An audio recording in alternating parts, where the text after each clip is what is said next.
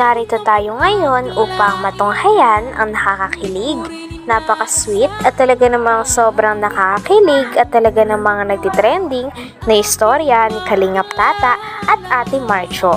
Sa pagpapatuloy nga ng ating istorya ay pinupuri pa rin ng paulit-ulit ni Kalingap Tata ang kagandahan na taglay ni Ate Marcho. Pagkatapos naman ito ay may pinag-uusapan sila, kaya naman nabanggit ni Kalingap Tata at sinabi kay Ate Marcho na gusto mo yung hindi naman kagad nakasagot si Ate Marcho sa tanong ni Kalingap Tata, kaya dinugtungan ni Kalingap Tata ito ng vlogger. Sabi niya, gusto mo ng vlogger?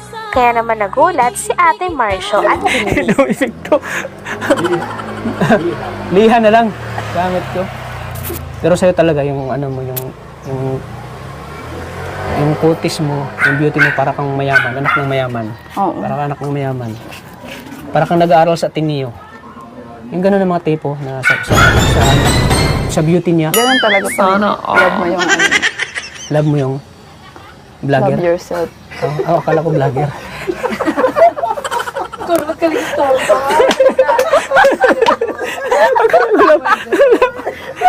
Nag-iisip pa kasi siya eh. Kaya dinugtungan ko na lang. Ayun nga, love yourself.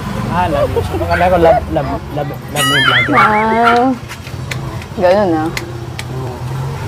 Oo. Saan pa ba kayo galing? Sa Dait pa, sa sentro. Mga taga saan ba talaga kayo? Ako taga Mindanao ako. Taga Davao Oriental. Ang layo mo pala. Napadpad lang ako dito sa Mindanao dahil pumunta sila Kuya Bal sa Pagkatapos naman ito ay pinaliwanag naman ni Kalingap Tata kay Ate Marcho ang trabaho nilang mga Kalingap vlogger. Talagang nakikinig din si Ate Marcho kay Kalingap Tata. Sa tingin nyo, may balak kayang maging vlogger din si Ate Marcho sa hinaharap? Sapagkat kung magiging vlogger din siya, ay tsak napapatok siya sa kagandahan ng kanyang ngiti at napaka-bait na personalidad niya. content ko doon. Napanood mo ba yung nagpulubi ako? Oo. Nagpulubi prank ako? Oo.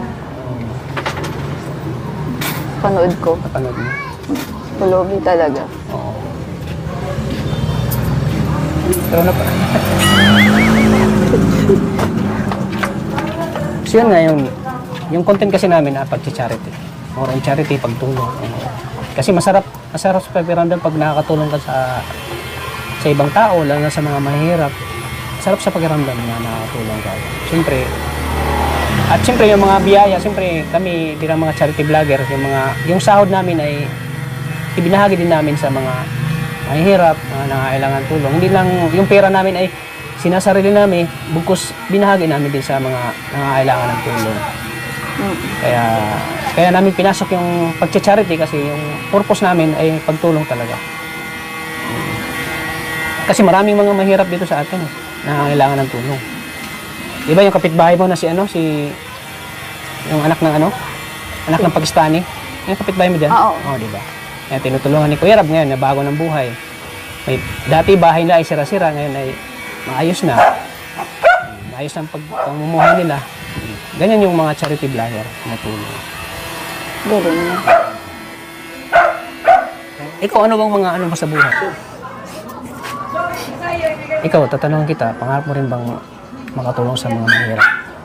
Oo naman. Yun nga ang ano ko kung naging mayaman tutulong or kahit di naman yumaman, meron. Magandang makatulong kasi. Ganda yun. Talagang habang nagkikwento nga si Kalingap Tata ay nabibilib din sa kanya si Ate Marcho. At kitang-kita din na hinahangaan siya nito sapagkat bukod sa napakabait na ni Kalingap Tata ay kitang-kita talaga na genuine ang kanyang pagtulong sa mga tao. Ipanilawanag niya na isang charity vlogger ay ang mga kinikita din nila ay talagang ipinangtutulong nila at gusto nila na may matulungan o may umunlad ng buhay dahil sa kanila. Kaya naman napakaganda talaga ng mga content ni Kalingap Tata. More on charity, pagtulong. Kasi masarap sa pakiramdam pag nakakatulong ka sa ibang tao, lalo na sa mga mahihirap. Sarap sa pakiramdam na nakakatulong ka. Siyempre, At siyempre yung mga biyaya, siyempre kami bilang mga charity vlogger, yung sahod namin ay ibinahagi din namin sa mga mahihirap, mga nangangailangan tulong. Hindi lang yung pera namin ay sinasarili namin, bukos binahagi namin din sa mga nangangailangan ng tulong. Kaya namin pinasok yung pagcha-charity kasi yung purpose namin ay pagtulong talaga.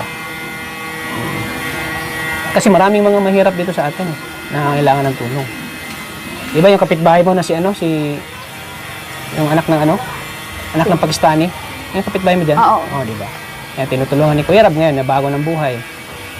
Dati bahay nila ay sira-sira, ngayon ay maayos na.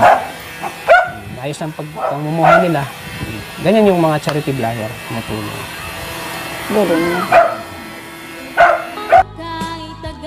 Dahil nga ngayon na lumabas na nga si Ate Marjo sa kanyang tindahan, ay mas lalo na talagang natititigan at talagang nabibighani si Kalingap Tata sa kanya. Paulit-ulit ngang binabanggit ni Kalingap Tata na talaga napakaganda ni Ate Marjo at talaga napaka-Pinay beauty nito. Parang ang paulit-ulit nga na nahuhulog si Kalingap Tata kay Ate Marjo. Kaya naman mas tara din kinikilig ang mga manonood sa kanilang dalawa.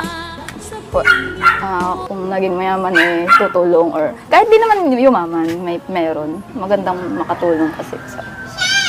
Maganda yan, no? Kailan ka lang ba nag-start? Nag-start ako. Anong taon na ba ngayon? 2020. 2023. 2024 na. 2022 nag-start ako. Meron ka nang nagpapabahay ka din ba? Magpapabahay pa lang. Nakita mo yung vlog ko kay Argel, si Arjun at Angelica. Napapanood mo yun? Oo. Ayun si Angelica, papabahayan ko yun. Nag-iipon pa lang ako. Kasi yun si Angelica kasi, din yun, deserve din mapabahayan si Angelica kasi mahirap yung dalagang yun. Nagtitinda ng kakanin.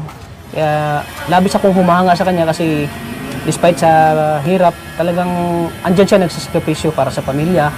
Pinagsabay niya yung pag-aaral at pagtitinda. Mahirap yan, di ba? Ikaw, sa tingin mo, kakayanin mo yung mga ginawa ni Angelica? Oo naman. Siyempre, kakayanin mo para sa pangarap, para sa pangarap at para makatulong sa magulang. Kaya, hanga ako kay Angelica kasi napakabait at napakasipag. Talagang deserve niyang mapabahayan. So, yun ang ko sa kanya, plano ko sa kanya. Talagang ibinida din at ikinuwento ni Kalingap Tata kay Ate Marjo si Angelica na isa sa kanyang beneficiaries.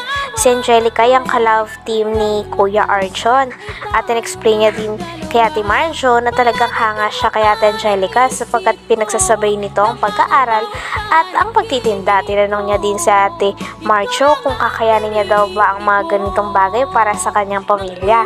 Sabi naman ni Ate Marjo ay oo daw sapagkat kahit ay kaya niya talagang gawin. Nang sa ganon ay makapagpursiya at makatulong din siya sa kanyang pamilya. Dahil dito ay mas hinangaan siya ni Kalingap Tata. Kasi yun si Angelica kasi, din yun, deserve din mapabahayan si Angelica kasi mahirap yung dalagang yun. Nagtitinda ng kakanin. Kaya labis akong humahanga sa kanya kasi despite sa hirap, talagang andyan siya nagsasakripisyo para sa pamilya. Pinagsabay niya yung pag-aaral at pagtitinda. Mahirap yan, di ba? Ikaw, sa tingin mo, kakayanin mo yung mga ginawa ni Angelica? Oo naman. Siyempre, kakayanin mo para sa pangarap, para sa pangarap at para makatulong sa magulang. Kaya, hanga ako kay Angelica kasi napakabait at napakasipag. Talagang deserve niyang mapabahayan. So, yun ang ko sa kanya, plano ko sa kanya, pabahayan ko siya. Tapos, sinong next na papabahayan mo? Ikaw, pabahayan kita. Uy, ganun. Joke lang. Joke lang ako. Masyadong seryoso yung At siyempre, pag yun ang ko talaga. Kumbaga, yun ang first ko na pabahay kay Angelica.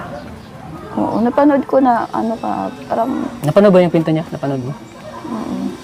Din mo. Hanggang dito na lamang muna ang ating nakakakilig, napaka-sweet at talaga namang sobrang pinakainaabangan at napaka-trending na istorya ni Kalingap Tata at Ate Marjo. Maraming salamat sa inyong panonood. Hanggang sa muli. Bye!